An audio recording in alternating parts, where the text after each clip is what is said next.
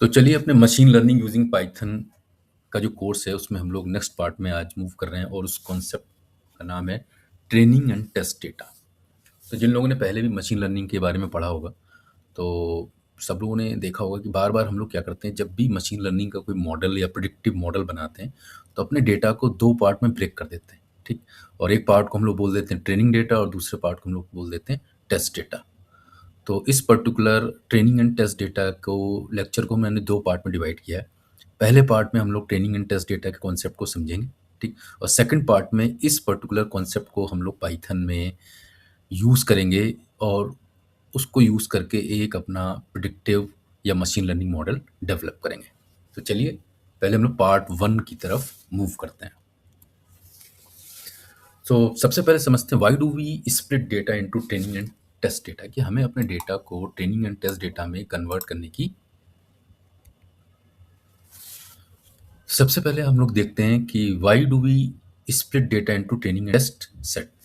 तो नॉर्मली क्या होता है मशीन लर्निंग में हमारे पास एक कंप्लीट डेटा सेट है, उसको हम लोग क्या कर देते हैं दो पार्ट में डिवाइड कर देते हैं। एक पार्ट का नाम लिख देते हैं ट्रेनिंग डेटा और एक पार्ट का नाम लिख देते हैं टेस्ट डेटा। तो क्यों अपने डेटा को दो पार्ट में डिवाइड करते हैं, ऐसी क्या ज़रूरत आ गई या क्या बेनिफिट है while developing the machine learning model, इस कॉन्सेप्ट को हम लोग समझते हैं। तो पहले पार्ट में हम मान रहे हैं कि हमने अपने डेटा को दो पार्ट में स्प्लिट नहीं किया। Means I don't want to split our data into two part, that is train and test data. उस केस में क्या होगा? ठीक। तो एक सिंपल एग्जांपल से समझने की कोशिश करते हैं। हमने क्या किया, एक स्टूडेंट था, उसको 100 क्वेश्चंस की प्रैक्टिस करवाई। ठीक। मैथ्स के हम 100 क्वेश्चंस मान लेते हैं, हमने 100 क्वेश्चंस की प्रैक्टिस कराई और जो एग्जाम लिया उस वो भी क्या किया, उसी 100 क्वेश्चंस में से जिसमें हमने प्रैक्टिस कराई थी उसी से उसमें क्या कर दिया, एग्जाम ले लिया। ठीक।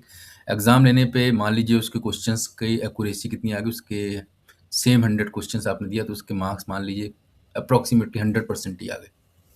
ठीक। तो इज़ दैट गुड प्रैक्टिस? तो हम ये मान लेंगे कि इस स्टूडेंट्स को मैथ्स की अच्छी नॉलेज है। ठीक। तो हम कह देंगे नहीं सर, इस केस में हम नहीं मानेंगे। क्यों? क्योंकि हमने जिस 100 क्वेश्चंस की प्रैक्टिस कराई थी उसी 100 क्वेश्चंस में से हमने क्या कर लिया, या वही 100 क्वेश्चंस हमने क्या पूछ लिए, एग्जाम में भी पूछ लिए। बट एक्चुअल रियल लाइफ में क्या होगा, जिस क्वेश्चंस की स्टूडेंट्स ने प्रैक्टिस करी थी, एग्जाम में जो क्वेश्चन पूछे गए वो क्या हो जाए, होने चाहिए, नए क्वेश्चन होने चाहिए। और नॉर्मली नए क्वेश्चन होते भी। तो हमने क्या लिखा, ऑन न्यू अनसीन डेटा पे जब नए क्वेश्चन से उसने चेक किया तो देखा स्टूडेंट की परफॉर्मेंस क्या आ गई, पुअर आ गई। ठीक। तो हुआ क्या, यहाँ पे ट्रेनिंग जिस डेटा सेट पे हमने कराई थी, ठीक, और जब उसको टेस्ट किया तो एक्यूरेसी उसकी क्या आ गई, पुअर आ गई। अब ऐसा क्यों हुआ तो वो भी समझ लेते हैं। तो मॉडल ने क्या किया, what the model has done, model memorizes the training data. तो स्टूडेंट ने क्या किया, जितने भी 100 क्वेश्चंस की खूब सारी प्रैक्टिस कराई और स्टूडेंट्स ने क्या किया, उन सब क्वेश्चंस के आंसर्स को या मेथड्स को क्या कर लिया, लर्न कर लिया, मेमोराइज कर दिया। ठीक। और जब उसका टेस्ट हुआ तो उसने क्या लिख दिया, एक्यूरेट आंसर दे दिया।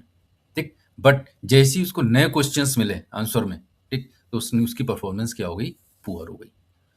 इस प्रॉब्लम को हम लोग क्या कहते हैं, तो ओवर फिटिंग की प्रॉब्लम बोल देते हैं। ठीक। तो मशीन लर्निंग में ये टर्म बहुत ही कॉमन है। तो हमने क्या कर दिया, अपने डेटा को ओवर फिटिंग कर दी। तो अगर इसे डायग्राम से समझने की कोशिश करें तो ये हमारे पॉइंट्स थे, डॉट्स पॉइंट्स थे, और ये जो लाइन हमने रेड कलर की बनाई ये हमारी क्या है, मॉडल है। तो हमने क्या कर दिया, बिल्कुल ऐसा मॉडल बनाया कि जो हर एक पॉइंट से पास हो रहा है। ठीक। हर एक पॉइंट से पास हो रहा है। तो इस तरीके का मॉडल क्या हो जाता है, बहुत ही कॉम्प्लेक्स मॉडल हो जाता है और रियल लाइफ में इट इज़ नॉट पॉसिबल कि आपका जो प्रोडिक्शन हो क्या हो जाए, 100% आपका क्या हो जाए, एक्यूरेट आ जाए। ठीक। तो ये हमारा क्या है, ये हमारी प्रॉब्लम है अगर हम अपने डेटा को ट्रेन और टेस्ट में नहीं स्प्लिट करेंगे। अब चलिए जल्दी से ये भी देख लेते हैं कि अगर हम अपने डेटा को ट्रेन और टेस्ट सेट में स्प्लिट करेंगे तो उसका बेनिफिट क्या है, उसका फ़ायदा क्या है। ठीक। तो सिनेरियो 2 में मैंने ले लिया कि now I have break my data into train and test split. ठीक। तो अब देखिए हमने क्या किया, हमने अपने स्टूडेंट्स को 80 क्वेश्चंस पे क्या कर दिया, प्रैक्टिस कराई। ठीक। और फिर उस पे क्या किया, उसको 20 नए क्वेश्चंस दे दिए। मतलब अपने डेटा को हमने दो पार्ट में डिवाइड कर दिया। 80 से हमने क्या किया, उसको ट्रेन किया। ठीक। और 20 क्वेश्चन से हमने क्या कर लिया, उसका टेस्ट ले लिया। ठीक। अब क्या हुआ, जब हमने उसका टेस्ट लिया तो तब तो अब क्या हुआ, एक्चुअली जब ट्रेनिंग डेटा पे हमने 80 क्वेश्चंस पे उसकी प्रैक्टिस कराई तब भी उसकी एक्यूरेसी गुड थी, और जब हमने नए क्वेश्चंस उसको दिए 20 नए क्वेश्चन तब भी उसकी एक्यूरेसी क्या आ रही है, गुड आ रही है। तो इस केस में नो डाउट जो मॉडल हमारा तैयार हुआ है या जो स्टूडेंट की प्रिपरेशन हुई वो क्या होगी, बेटर होगी, और वो परफॉर्म क्या करेगा, बेटर करेगा। अब ऐसा क्यों है ये भी समझ लेते हैं। तो मॉडल ने क्या किया, लर्न किया रियल पैटर्न। मॉडल ने क्या किया, जो ट्रेनिंग डेटा था उससे क्या किया, पैटर्न को आइडेंटिफ़ाई किया, ठीक? और क्योंकि उसने पैटर्न को प्रॉपर्ली समझ लिया था, जैसे ही उसको नया डेटा मिला, उस पे भी उसने रिज़ल्ट क्या दे दिया हमें, वेक्टर प्रोवाइड कर दिया, ठीक? तो हम कह सकते हैं कि sir now this is a generalization. ये पर्टिकुलर जो मॉडल बन के या जो मॉडल हमारा रिज़ल्ट देगा, वो क्या होगा, मोर जनरल होगा। इसीलिए अपने डेटा को हम लोग 2 पार्ट में ब्रेक करते हैं। तो फाइनली हमारा टेक अवे क्या हो गया कि train, test, split help us to build a model that learns the pattern, not just memorise the data. तो अगर आप ट्रेनिंग और टेस्ट डेटा को सेपरेट नहीं करेंगे, तो वो क्या करेगा, इट मे बी पॉसिबल कि वो डेटा को मेमोराइज कर दे, और जब नया डेटा मिले तो उस पर रिजल्ट वो क्या दे देगा, पुअर दे देगा। But if you are using the concept of a training and test split, तो जो भी मॉडल बनेगा वो ट्रेनिंग डेटा से क्या करेगा, पैटर्न को समझेगा, और टेस्ट डेटा से क्या करेगा, उससे उसको इवेल्युएट कर देगा कि whether we are getting accurate or good accuracy or not, ठीक? तो इस तरीके से हम अपने मॉडल को क्या कर देते हैं, जब भी बनाते हैं तो उसको 2 पार्ट में ब्रेक करते हैं। यहाँ पे भी अगर आप इसको डायग्राम से समझे, तो ये देखिए जो ब्लू पॉइंट में ये आपके रियल पॉइंट है, और जो हमने मॉडल बनाया है वो इस तरीके का मॉडल बनाया है, या इस तरीके की लाइन ड्रॉ करिए जिससे जो एवरेज डिस्टेंस हो वो सारे पॉइंट से क्या होना चाहिए, ऑलमोस्ट मिनिमाइज होना चाहिए, ठीक? और यहाँ पे अगर आप पिछले वाले डायग्राम में देखें तो हमने बिल्कुल मॉडल ऐसा बनाया है कि एक-एक पॉइंट से वो क्या हो रहा है, पास हो रहा है। तो नो डाउट ये आपका क्या, ओवर फिटिंग, ज़बरदस्ती हमने इसकी क्या कर दी है, फिटिंग कर दी, ठीक? बट एक्चुअल डेटा जब इसका आएगा तो कोई ज़रूरी नहीं है कि जो आपका एक्चुअल डेटा है, जो नया डेटा है, वो बिल्कुल इस लाइन पे ही लाई करे। वो कहीं आस-पास या बाहर भी लाई कर सकता है, ठीक? तो द गुड थिंग और द टेक अवे और the thing which you people need to remember कि जब भी आप मशीन लर्निंग का मॉडल बनाएँगे, हमें अपने डेटा को 2 पार्ट में ब्रेक करना है। ट्रेनिंग डेटा से हम अपने डेटा को ट्रेन करेंगे, ठीक? और टेस्ट डेटा से हम लोग क्या करेंगे, उसको इवैल्यूएट करेंगे। जल्दी से फाइनल हम लोग समझ लेते हैं कि मशीन लर्निंग का वर्क फ्लो जो अभी तक हम लोगों ने पढ़ा है और जहाँ हम लोग पहुँच गए, तो 7th स्टेप तक हम लोग पहुँच चुके हैं, ठीक? तो जल्दी से इसको रिवाइज़ कर लेते हैं। तो हम लोग सबसे पहले क्या करेंगे, जिस भी प्रॉब्लम को सॉल्व करना है, उससे रिलेटेड डेटा को कलेक्ट करेंगे, ठीक? कलेक्ट करने के बाद अपने डेटा को हम लोग क्या करेंगे, एक्सप्लोर और अंडरस्टैंड द डेटा करेंगे। डेटा को एक्सप्लोर करने के लिए आप डिफरेंट टाइप ग्राफ बना सकते हैं, कैटेगोरिकल बना सकते हैं, पाई बना सकते हैं। फिर हम अपने डेटा की क्या करेंगे, प्री प्रोसेसिंग करेंगे कि अगर कोई मिसिंग डेटा है, अगर कोई आउटलायर है, तो उसको हम लोग क्या करेंगे, रिमूव करेंगे।